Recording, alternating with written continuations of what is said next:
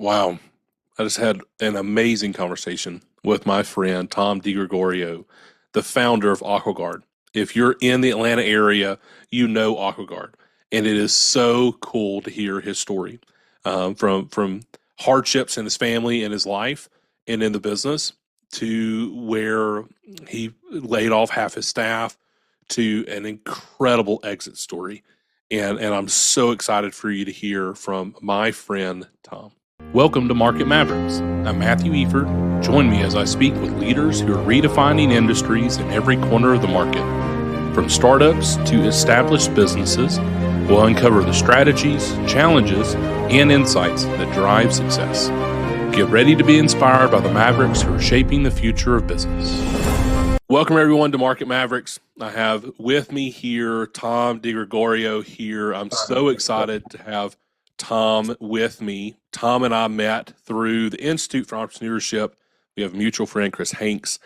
And Tom, I'm so excited to get into your story, to hear about AquaGuard and the success that was, all that you learned through that. But Tom, for folks who may not know, tell us a little bit about what you're doing now since you've actually sold AquaGuard, and then we'll go back and we'll talk about the AquaGuard experience. Okay. Well, thanks for having me on. Looking forward to this. So AquaGuard was we were acquired 4 years ago this month, actually, December 10th, after about a 26-year stint. We can talk more about that here in a little bit. But when I sold the company, I know a lot of business owners, they sell and they just have no idea what to do with themselves. Yeah, They become creatures of their own habits. And fortunately for me, I we had really departmentalized the company and structured it very well to the point where the last several years I was not having to deal with the day to day. okay, And therefore I got involved with a lot of other things that so when we sold and it proverbially ripped the band-aid off, sure. it wasn't like, what do I do now? So I'm really uh I guess you'd call it a serial entrepreneur in that I can't stop being one. So since I've sold, I've been invested in some private companies. Still do a little bit of mentoring. Did a lot of that when I was, running and owning AquaGuard, but still do that a good bit when I can. I think it's important to give back. Sure. We have a home in Costa Rica. We spend about 4 months a year there, Okay. and I've done a good bit of real estate development down there. I've built some Oh, homes, nice. Yeah, new cool. homes, building two more as we speak. So I've invested in a little bit down there, and it's done very well. Timing, is everything in real estate, and right now it's a pretty hot market. So I've been, involved with that, and just trying to stay ahead of what's going on in this crazy world. I consume content, politically, geopolitically, Okay. things health related. So I'm just constantly learning. I love that. So Tom, take us to it's 95, correct? When you started AquaGuard, when you Correct. founded AquaGuard, what were you doing before then? I know a little bit of the story, but for our audience who doesn't know, tell us about the business relationship that you had to dissolve before going out on your own. Give us a little bit of the founding story of AquaGuard. So I was born and raised in Massachusetts. Whole family's still up there. I Okay. went to Boston and graduated from Boston University with a finance and marketing degree. And while my friends were working for Digital and Xerox and these big companies in financial analyst positions or marketing or finance, I decided to start with this little company in the Boston area that offered a management training program. I knew when I Nice. got out of college that I wanted ultimately to do my own thing or to have my own company. So I started out with a 4-year degree from Boston University, cleaning carpeting and upholstery on my hands and knees, Wow. learning the business. It had a very structured management training program. I worked my way through the company, got into a general manager's position, actually brought that office to $1 million, which was the first time any office had done $1 million. Wow. And it offered me the opportunity to open up my own office. Okay. And so 5 years into the company in Boston, it had been determined that I was going to be transferred to start my own office. And my opportunity was to be the president and general manager of my own office. But there was still a parent company involved that was taking a piece off the top. Okay. So we were supposed to go to Long Island. Now, Long Island wasn't a big reach from Massachusetts, Sure. but at the 11th hour, when we were really ready to move to Long Island, they came to me and said, "We're thinking about Atlanta." Now, my wife at the time was from South Florida. Okay. Um, and we figured, well, we're halfway to Florida, so maybe we'll go to Atlanta. So we came to Atlanta in 88, Okay. and I opened up this office. And after 6 years with the company, it just wasn't taking me where I needed to go. And I decided, which was probably one of the hardest decisions of my life, to resign from this company. They were like my family, and I had every intention of spending the rest of my life with this company. Wow. It was like a divorce almost. It was pretty emotional. So I left the company. I did a few things in the credit and financial services world. I got a little bit involved with indoor air quality and its effects on human health, and Okay. uh, had a brief and unpleasant partnership uh, there. And then um, a dear friend of mine was my printer at the company that I was working, that I came down to open up. We did a lot of printing, and he had some customers, and he introduced me to this guy in Woodstock who was in the waterproofing business. And Okay. he said, "Tom, you should talk to this guy. He feels like there's a lot of growth in this city, and I'm just going to put you guys together." So I met with this guy, and he was a classic and typical, what I call small town Billy Bob redneck contractor. Yeah. He was in the waterproofing and foundation repair business. He had a very small company, and he convinced me that there was a big market for new construction waterproofing.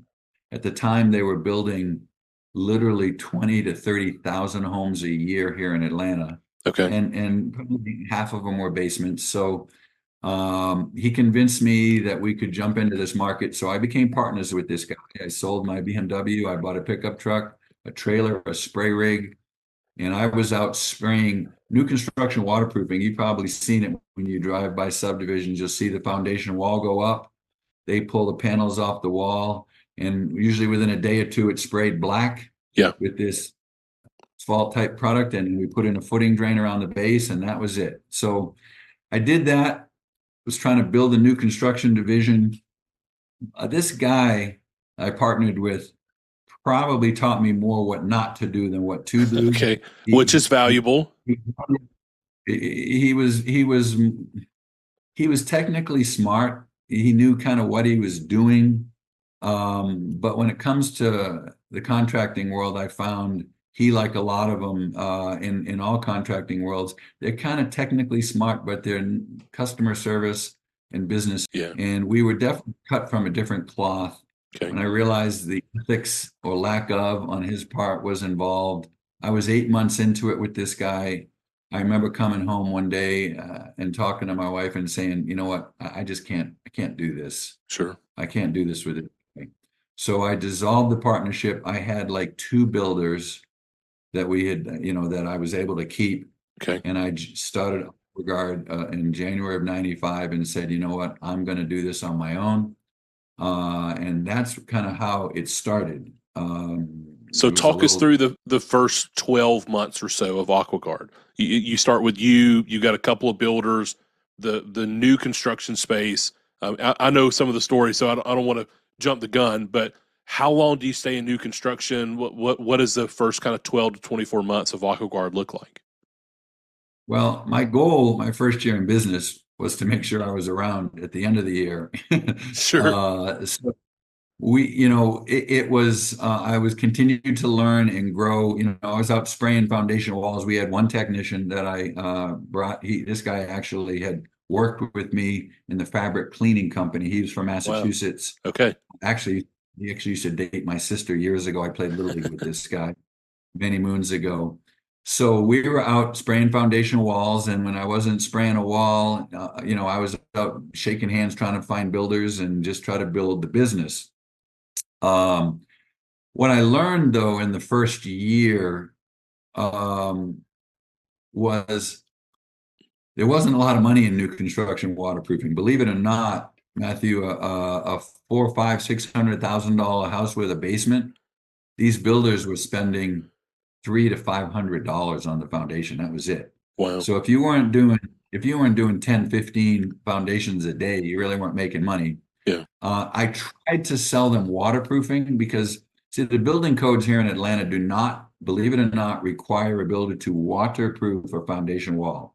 They are required by the code to damp proof it. And believe it Okay. or not, that's a technical term. Damp proofing is resistant to water. Just like wearing a windbreaker outside, it beads up for a Wow. little Yeah. while Yeah. and it soaks in. That's what's put on probably 95% of all foundation walls here in Atlanta. I tried to sell them waterproofing, where a $400 or $500 job might be a $2,500 job Okay. with a warranty, but the builders are only on the hook for 1 year. Yeah. The warranty doesn't matter to Foundation them. didn't matter to them. They'd rather take the extra $2,000 and put it into cabinets or crown, molding or things that have some sizzle to it that are going to sell a house. Sure. So I started doing repair at really the beginning of our second year on a very small scale. And and that's where the real money was, quite Okay. honestly. So, although it was probably 7 or 8 years down the road that I ultimately dissolved the new construction division. We were working for over 100 home builders at one point. Wow. Uh, but it became obvious to me that the profitability was much better in the repair side of things, fixing existing foundations Sure. from leakage.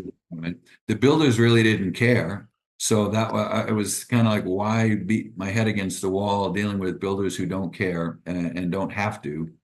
And quite honestly, it was the homeowners that really needed us. They needed a company that they could count on. And when I got into the contracting world, which I was never in the contracting world, it became obvious to me that to gain an edge over any contractor, I had to do just one thing, and that was to say what I was going to do and then Yeah. do what I was And going to do it. do what Yeah. I said, because that was very uncommon.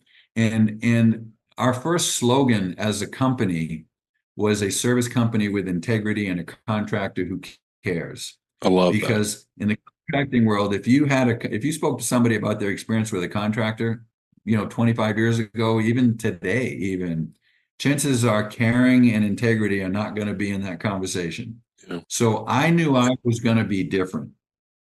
And, from day one, that was our whole approach.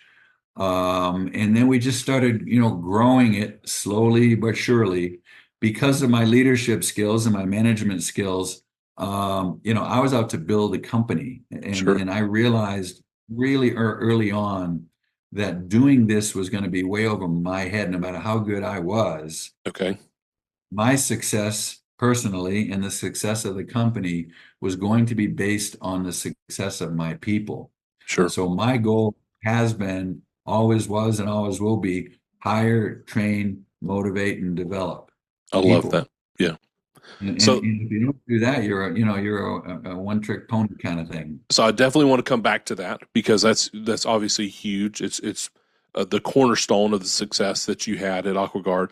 But let's take a step back. You said that you were working for at one point 100 builders, and you dissolved that division within the company.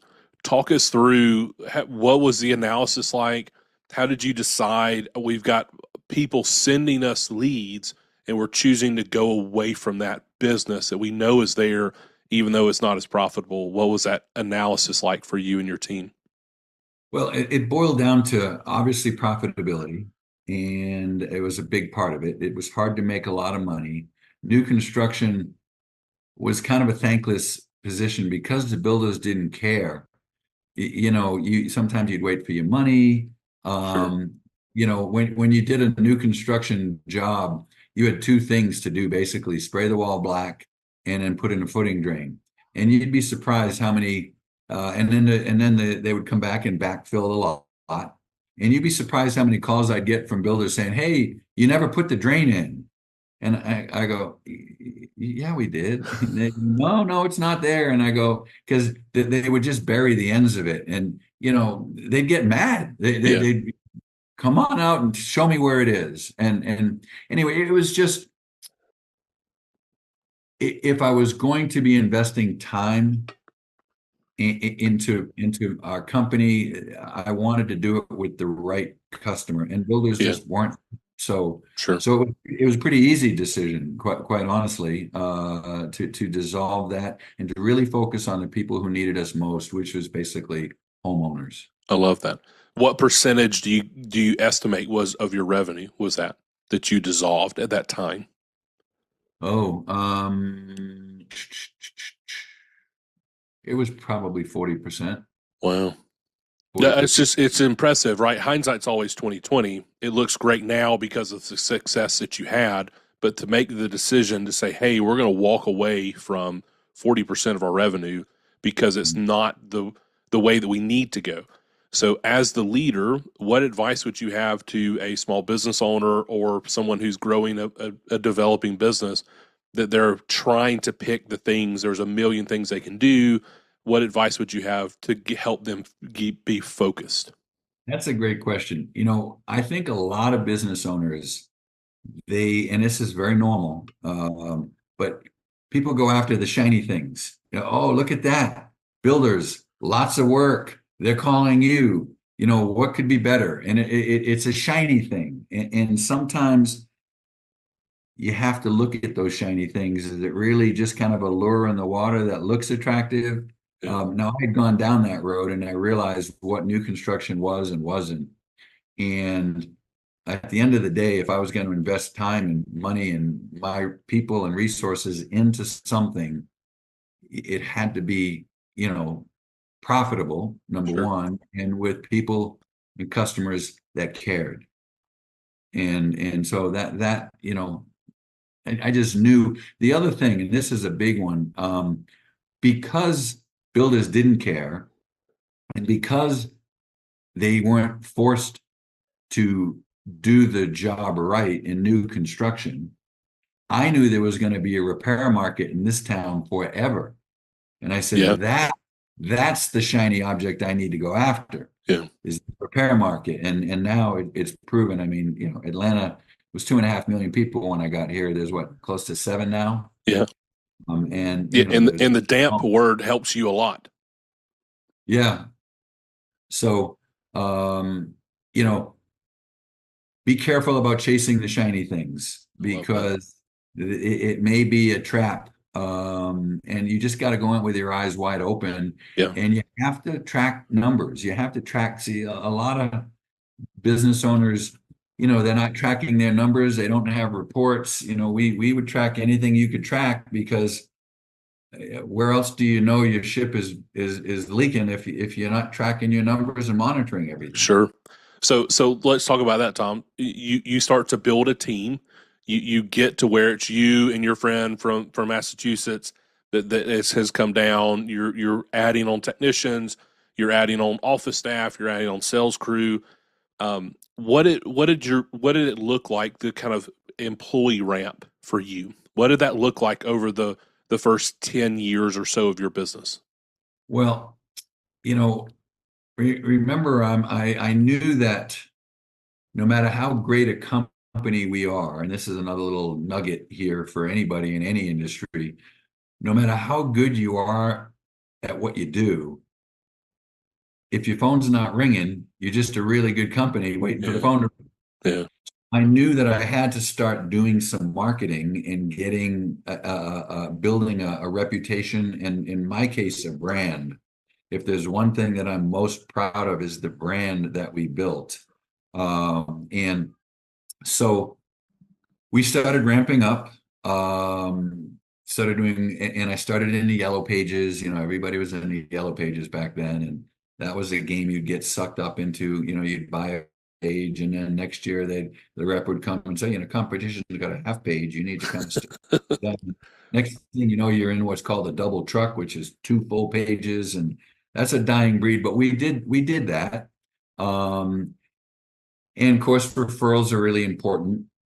So we started ramping up in the early 2000s, started building. And what a lot of people don't necessarily remember is in 2005 to 2008, Atlanta was not only in a kind of an economic squeeze, and ultimately a crash in '08, Yeah. but we were also in the middle of a 3.5 year drought. Now, Okay. remember, I'm in the waterproofing business. Our phone rang when basements and crawl spaces leaked. Now, we also did foundation repair. That's when foundation settles, cracks, and bows. Okay. And that type of work actually is accelerated in a drought. But we weren't really known as much for foundation repair as we were for waterproofing, and was even in our names. We were AquaGuard Waterproofing at the time. Sure. And then we became AquaGuard Basement Systems. I joined a network of contractors. We weren't a franchise, just we joined the Basement Systems Network, which is just a network of contractors using products and systems that were either developed or sold by this company. Um, but we started ramping up. I started getting involved with some radio and some television on a smaller scale. And we had ramped up by about 2007-ish. We were probably doing about $6 million Okay. and maybe about 60 employees. And it became obvious to me by 2008 that the leads just weren't there. Yeah. Companies were going, and then the economy crashed, the drought was there, and I made really one of the hardest decisions I've had to make. And that was, if I'm going to keep this company going, then I need to make some major moves. And those moves included literally taking 60 employees, cutting it in half. Wow. But I had to let go over 30 people, half my staff. Um, we had to um, the people that remained, I had to cut their pay. Okay. They had a 25% pay cut. I couldn't pay, um, you know, paid sick days, vacations, holidays. I had to Sure. cut it out. I had developed a lot of debt over those 3 years because, I was plowing money into advertising and into people, Okay. and at a time where it didn't matter what you did. We had some forces that were bigger than us. So I had vendors that I owed a lot of money to. I called them up, said, listen, I want to pay you, but I can't pay you on your terms right now. So can we work out a plan, which we did.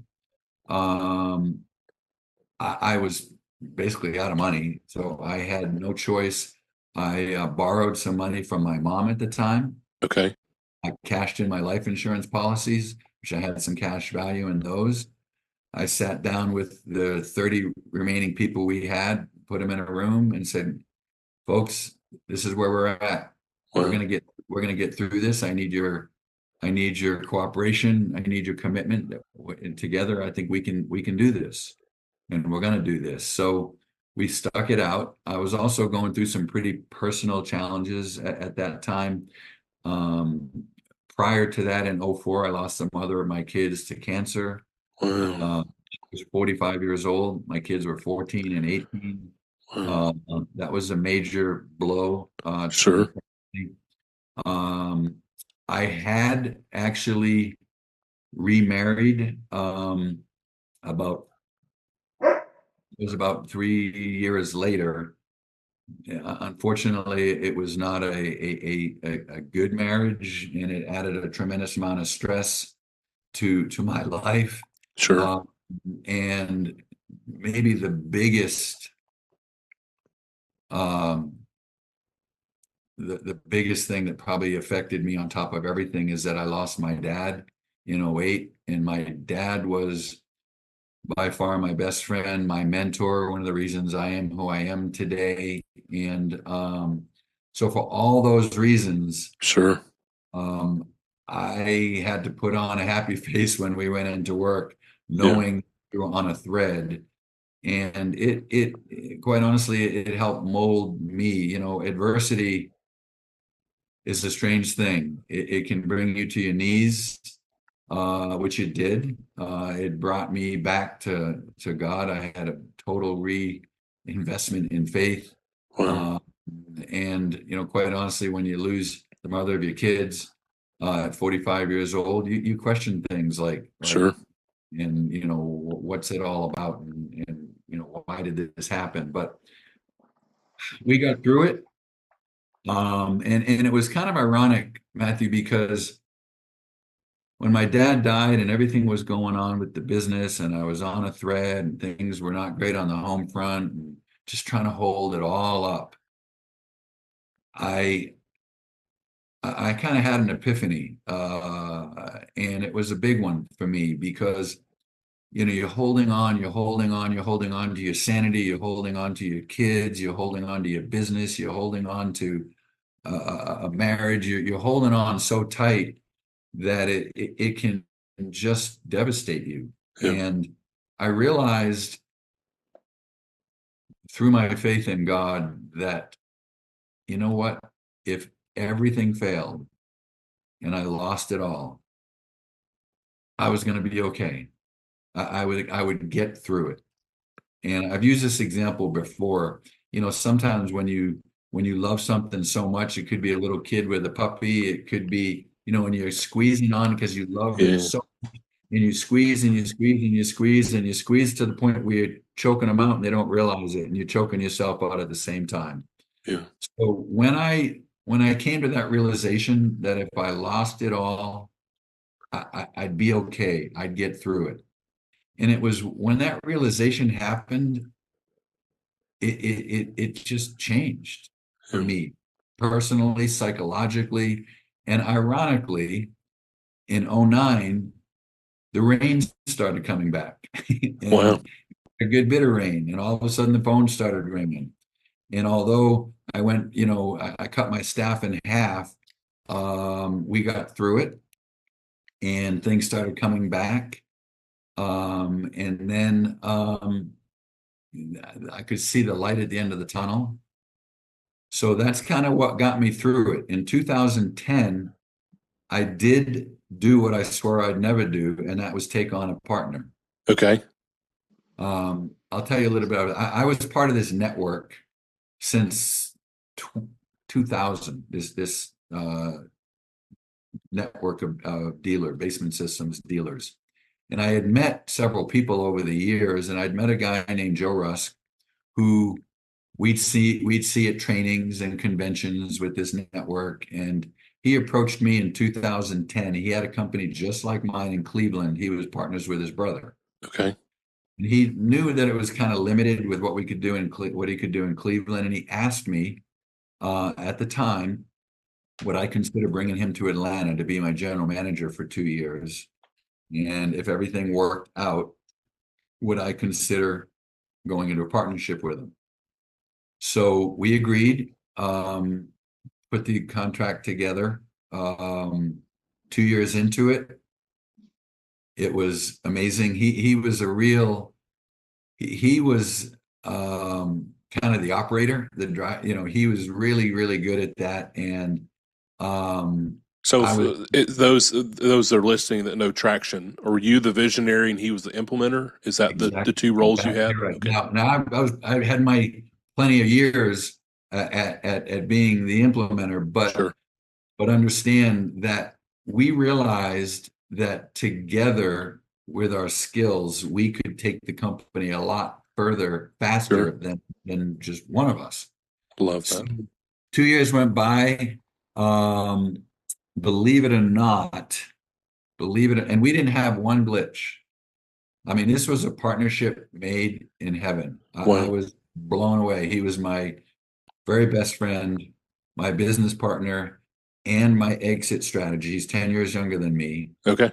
Believe it or not, at the 11th hour, he called me up. He said, Tom, I'm coming over. We need to talk. Oh no. He walked in the door with a bottle of tequila, and we did a few shots, and he proceeded to tell me he was leaving. Wow. I couldn't believe it. Wow. Um, in that he had been wooed away. There was a software company that we were all using in this network, Okay. and they were a dealer too in Virginia Beach area, and they wooed him away to go to Virginia. They were going to tie him into the success of the software company as well. And he will tell you he made the biggest mistake of his life, and he went. Meanwhile, this was a day before our Christmas party Wow. where we were about to announce to the whole company who had loved this guy that he was leaving.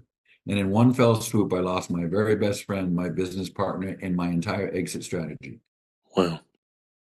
Ironically, a year and a half later, he realized the grass was not greener on the other.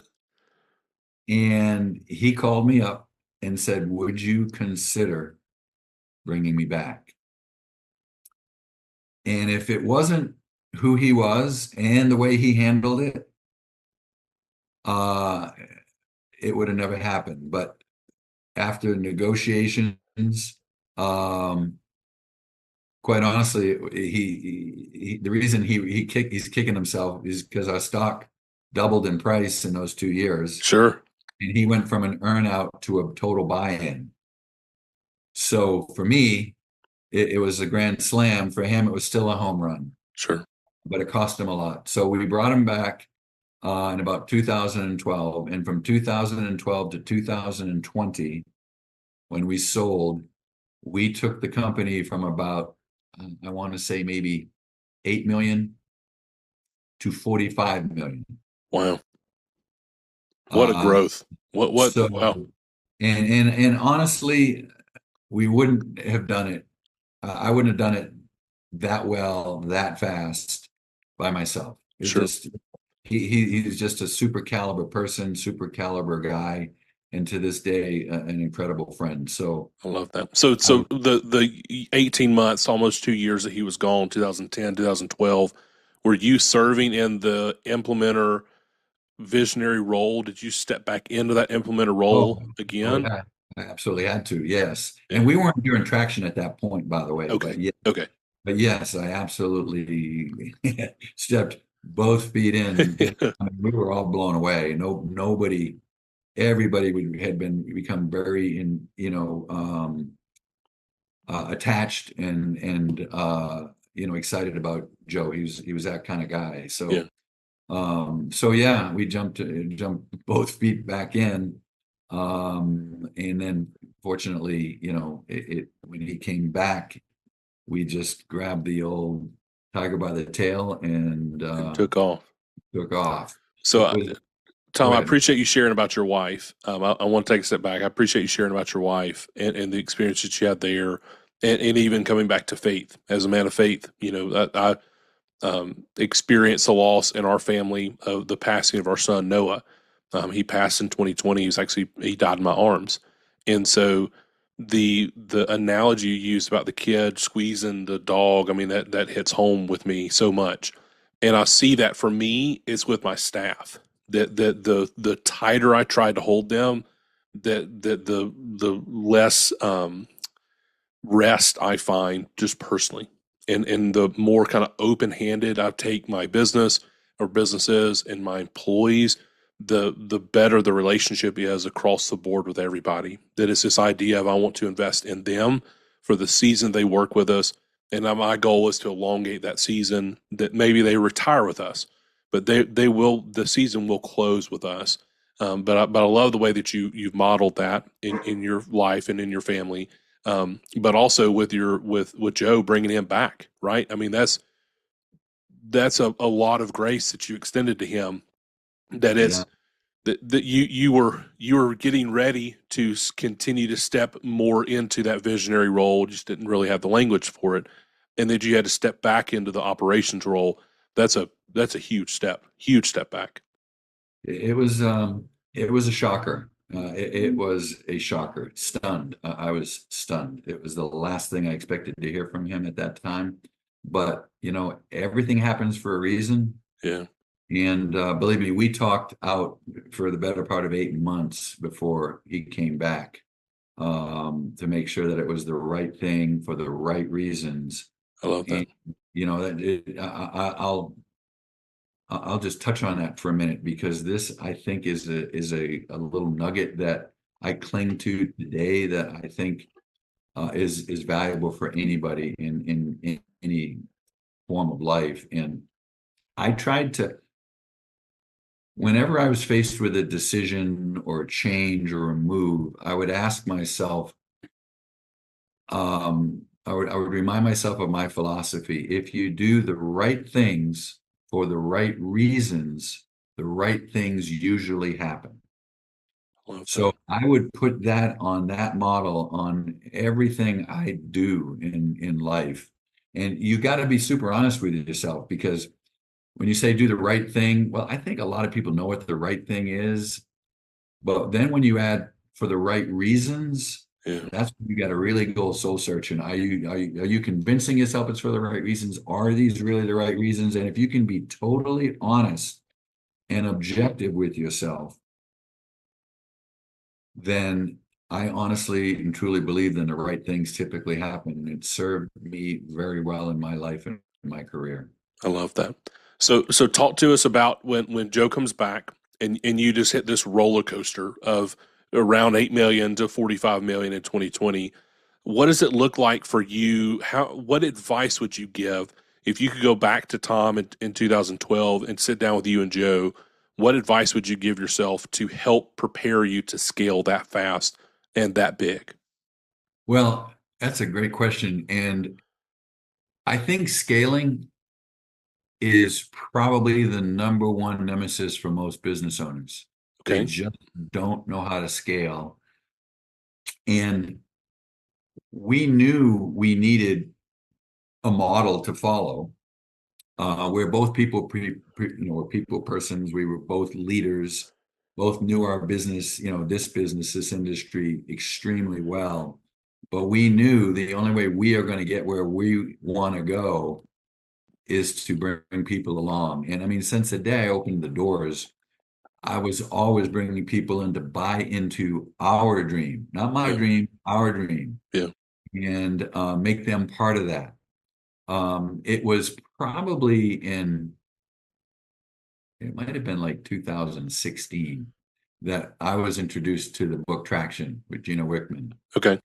And I liked what I had read. Joe, it's so funny. I still see he bought, we both had the book.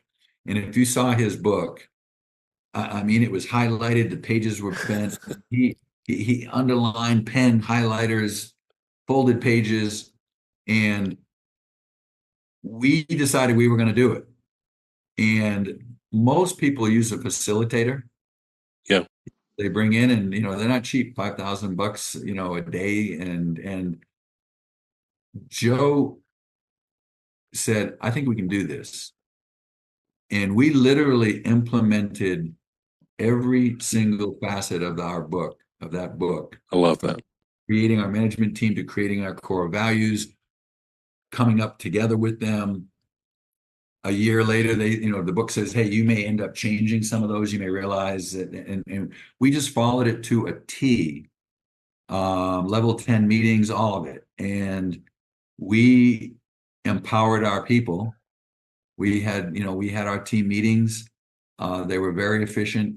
We would do retreats. We would go away for a weekend and bring our management team with us, and plan and set our goals. And so it works.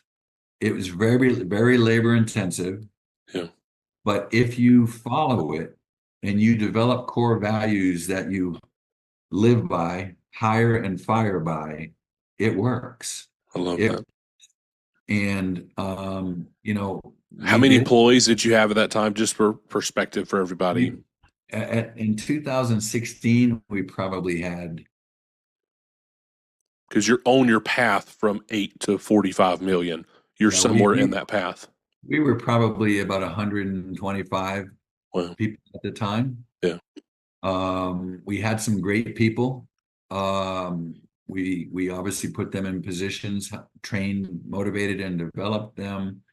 And everybody was rowing in the same direction, in sync. And we continue to do advertising, putting more money into radio and television and SEO and pay-per-click um, and I was continuing to, be the face and the voice of the company. Okay. Um, and like I said, people, it wasn't so funny when you're on TV, people, there's this mystique about you. I'm just a regular guy, as you know, but I was on the TV a lot, on the radio a lot, and, get recognized to this day. And even my voice resonates with people. They Yeah. can hear me talking and they go, I know that voice. So that really helped create this brand. I mean, I'd be out and people would be there with their kids, and a little kid would start singing our jingle. I So love that. it was very sticky. Yeah. And, and, like I said, that may be one of my proudest accomplishments is the brand that we built because, you can't say AquaGuard in this town without Yeah. knowing who we Yeah, are. it's so known here in the Atlanta area at least, and I'm excited to hear just a little bit more of kind of where it's going. But Tom, talk to us about your role as you're in the visionary role, and what advice would you give to someone who's leading in that capacity as you're scaling, as you're getting more employees, this idea of culture, and what advice would you have for somebody of helping lead in the front, lead from the top down, whatever you want to call it, in helping establish and continue to push forward the idea of culture? Well, I think the leader, the owner, can be one of two things. They can either be the catalyst for growth or the bottleneck for for being stagnant. And Okay. quite honestly, a lot of them become the bottleneck. They have to be willing to change themselves because what got you here ain't gonna get you there. Yeah. Not when you're going from, I don't care whether it's 1 to 5 million or 5 million to 20 million or 10 million to 45 million. Yeah. You can't do the same things over and over again, expect different results if you are expecting different results. So the owner has to be willing to grow. And in many cases, that just means getting the hell out of the way. I love that. Get out of the way. If you empower your people, if you have the right people in place with the right core values, um, then you got to let them do what they do. You can't micromanage them. And that is way easier said than done. It just is. And Yeah. many owners just do not do it. In so many of the business owners that I have worked with and mentored over the years, I got to tell you, in probably half or more, the owner was the problem. He was the Yeah. bottleneck, or she was the bottleneck. They can't get out of the way. Yeah. They can't let go. They're still grabbing, they're still holding on to squeezing too tight. I love that. So they got to be willing to learn. And the owners were everything to the company at first, but a lot of owners can't be good at everything. And they're afraid to hire and bring somebody in who might be better than they are at that. And it's like, so what? We're one team. We're not, it's not one guy in the team, it's one team. Sure. So I mean, that's a big, I think, piece of advice that a lot of owners can they, and probably to say the same things in other ways is you got to stop working in your business. You have to start working on your business. Yeah. And a lot of times that just means climbing the tree. I used to use this example all the time. climb the tree and look down on what you're doing. Because if you're down in the jungle with everybody else, you can only see so much. Yeah. Climb the tree, you'll see all kinds of things from that. So, what practices did you found helpful for you to get you out of the business, get you working on the business, get you climbing the tree? What advice would you give to somebody? Did you have anything practical? Was it a place that you went? Was it a trip that you took? What did that look like for you? Well, we would do um, uh, where we would go away, we would do that at least once or twice a year, and we'd go sometimes rent a big cabin up in the mountains and bring our Okay. management team with us. Um, I think the owners need to be the big cheerleaders, um, the motivators. Um, they need, one of the things, when you're in any industry, certainly ours, if you had a salesman who was $1 million sales rep, you love that guy. You Yeah. love that person. I can't tell you how many $1 million sales reps we fired. I love that. And here's the downside. If you don't, you poison your culture Yeah. because they know that this person can get away with something because they're a performer. And you know what? That's only half the battle. They have to be a culture fit. They have to be able to live and die by our core values, or they can't be on the team. And when you fire these people, it sends a message stronger than anything else to the rest of your team. Yeah. The other thing is, I made a point to constantly stay close with our people. Okay. I had a couple of habits that I had to kind of cut back on, but in the early days, every birthday and every anniversary, an employee was getting a phone call from me, I love that. and a card. And then it evolved. I mean, when I sold, we had 230 employees. I, Wow. I, I couldn't keep up with it all. I'd get a Sure. report on whose birthday and whose anniversary.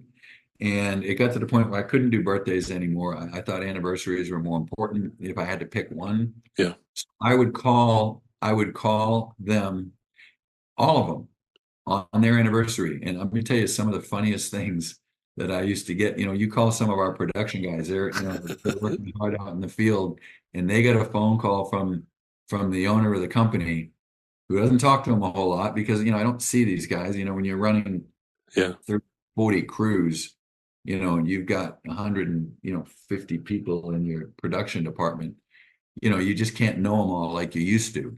So they'd get a call from me wondering, uh-oh. I mean, the first What thought have is, I done? Yeah. what have I done? This is not good. And it went from, hello, to, hey, this is Tom. How you doing? Hey, yeah, what can I do for you? Hey, I just wanted to call and congratulate you on your 10-year anniversary with us or whatever it was. Yeah. And by the way, I would send them out to dinner typically for two, with them and their spouses. And um, so that was one thing I did. And then without fail, up until the day I sold, I had key people, and these key people were really out there, humping it for themselves and really for the company. Yeah. And I would every Christmas go out and get Christmas cards, and I'd usually get the funny ones just because. Yeah. And then I would write in them, and when I say write, it wasn't a sentence or two; it was 2 to 3 paragraphs. And then I would typically put a cash bonus in there. And people would come up to me, and they'd say, Tom, thank you for the cash. It's really nice. But I'll tell you what meant more to me than anything is what you wrote in there. I love that. And you talk about bringing glue to a team and an organization. And they knew that if there was anything that they needed to talk about, that they could come and talk to me. In fact, Sure. for the longest time, I would say even to people coming into the company, especially in the office because, we had a lot of the production guys were out in the field all day long, and I just didn't have as much contact with them anymore. He kept at events, parties and things like that. But I mean, I say this in my sleep. When I'd sit down with somebody, I'd say, listen, we're not perfect around here. We do everything for a reason. And I don't want you to do anything we're telling you to because I'm the boss and you're not. I'm not that kind of leader. If you don't understand, like, or agree with something, I want you to come and talk to me. Love that. As we got bigger, talk to your supervisor. Don't do anything we are telling you to just because you got to understand the whys behind what we're asking you to do. But maybe there's something you don't like. Maybe you were wronged. Maybe you were treated unfairly. Listen, we're human. We make mistakes. You need to come and talk to me. Maybe it's about your supervisor. If it's about your supervisor, then come and talk to me or talk to their supervisor.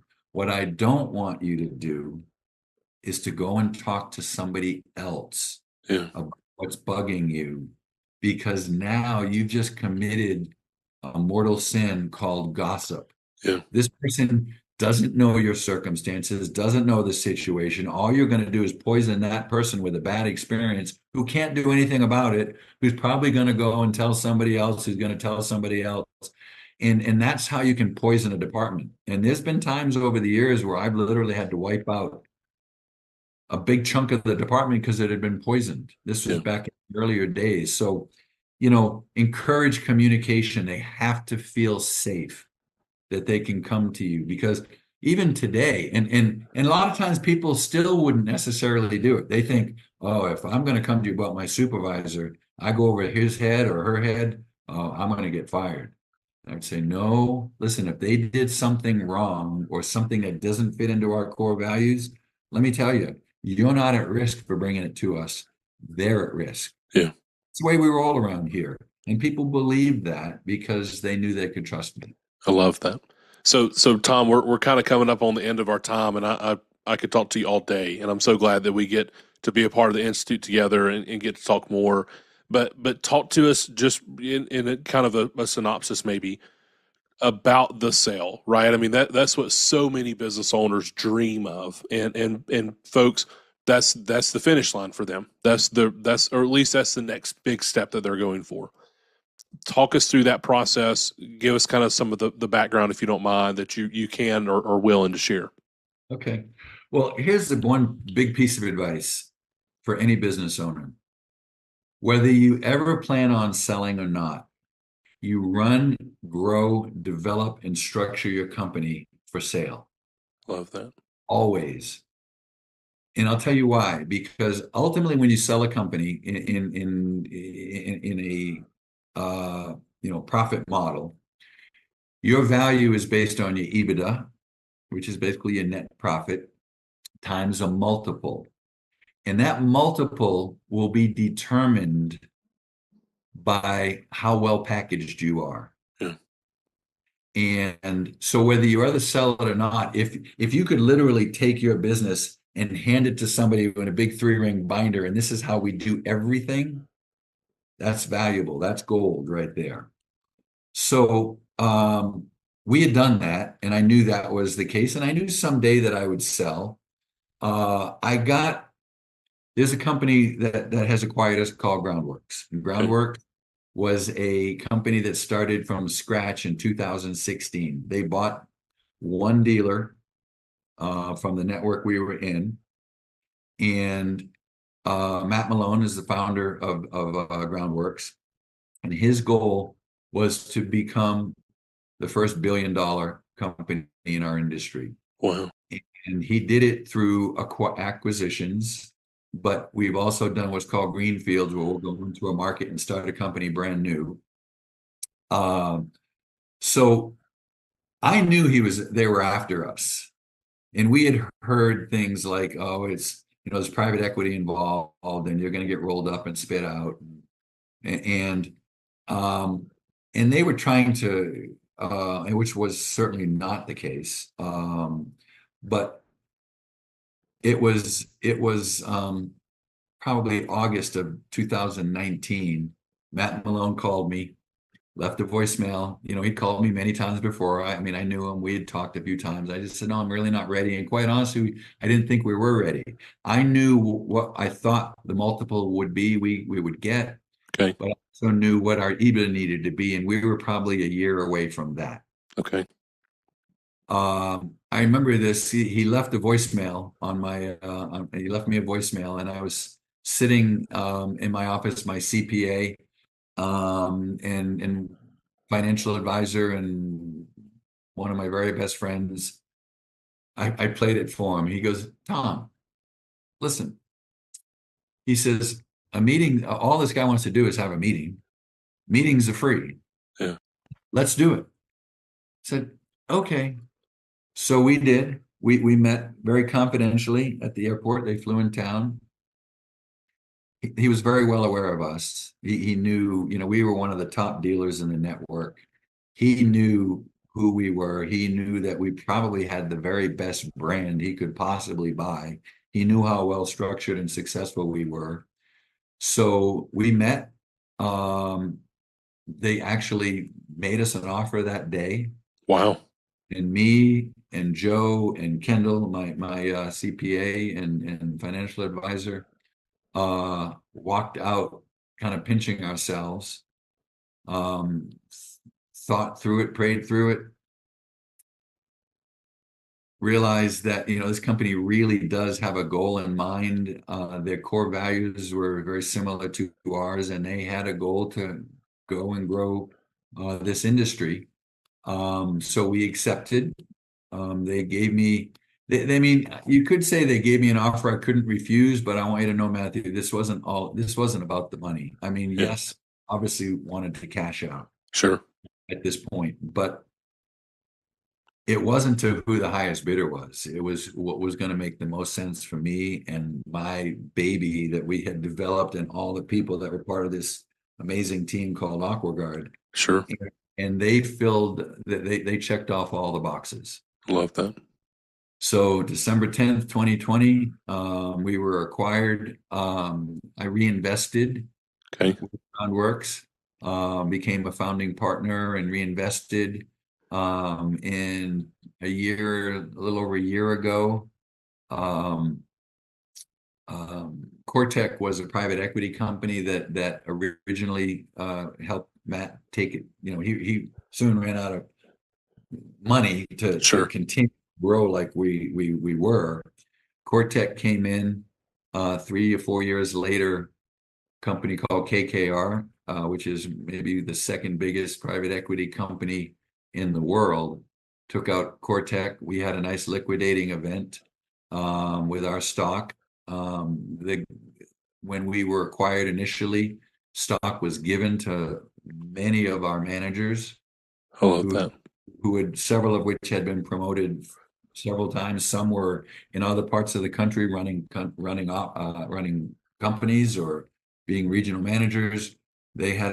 Several people had a very, very nice payday. And now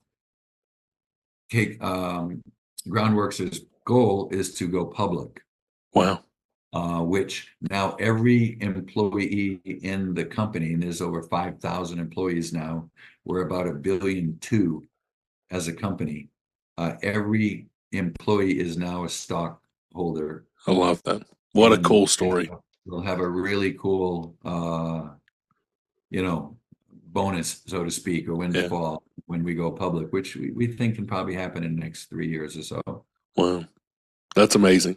I love Yeah, that. What a really cool story, Tom. And I appreciate the way that you laid it out for us, but I appreciate the way that you lived it and the things that you learned, the mistakes that you shared with us, but also just the way that you sought to align with the Groundworks, that it was not just about the dollar value, right? And you see that now. You see the growth that's continued. You see the success that's happened and what's going to happen with all of the employees, your original employees, as well as those that have come in as the companies continue to grow. Just what a cool blessing, and what a really cool story. thank you. I am truly a blessed man. Well, I appreciate you sharing, Tom, about it. I appreciate you sharing the wisdom. If somebody wants to know more about AquaGuard, I don't want you to give out your cell phone, please. But how do they get connected to AquaGuard if they're interested in that? If they're in the Atlanta market and they're having issues, I know you're still a huge proponent, cheerleader for AquaGuard. What do they get? How do they get connected to AquaGuard?